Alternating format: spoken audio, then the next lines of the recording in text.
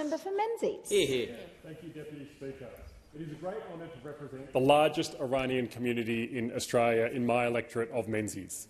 They are our business owners, colleagues, artists, volunteers, friends and our children's classmates, giving so much of themselves and their rich culture to our country. It has been a difficult year for our Iranian community. The conflict in the Middle East has caused further fear and uncertainty for loved ones and compatriots, but also hope that the Islamic Republic regime in Iran may be weakening. This comes after the brutal crackdown by the regime against protesters earlier this year that saw tens of thousands of Iranians killed and terrible human rights abuses. All of this amongst the communications blackout that heightened that fear and uncertainty. It is not only the last 12 months, though, that have been difficult, but 47 years of trauma caused by the Islamic Republic regime. The communications blackout has lifted in recent days, which has allowed further reports to come out of the horrific actions of the regime, both during the protests earlier this year as well as under the cover of the current conflict, where the regime has continued to carry out executions and arrests of those it deems dissidents. Local people have also expressed fears to me of supporters of the regime operating here in Australia, small business owners and their families in my electorate who have displayed the Lion and Sun flag have reported being targeted for violence and abuse.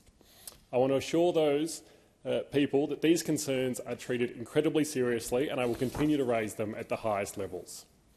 I want to particularly thank the Iranian community in my local area who have taken the time to meet with me and members of the government to help us better understand how we can support them.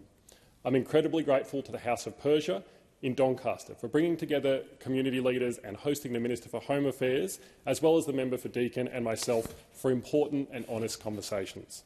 Thank you to President Frank Pavisian and the entire committee at House of Persia for the work you do supporting our community.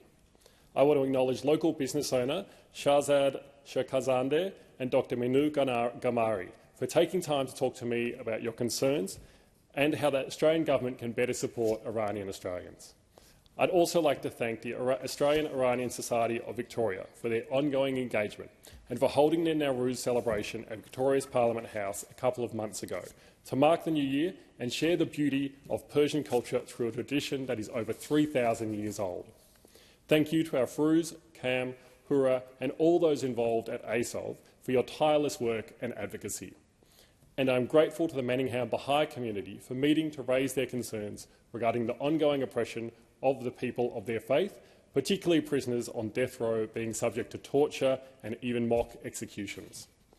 Deputy Speaker, another troubling discourse that our Iranian community have had to deal with is, unfortunately, the statement by the opposition leader in suggesting Iran is a bad country. Shame. Such reductive language is not fitting of someone who seeks to lead this country.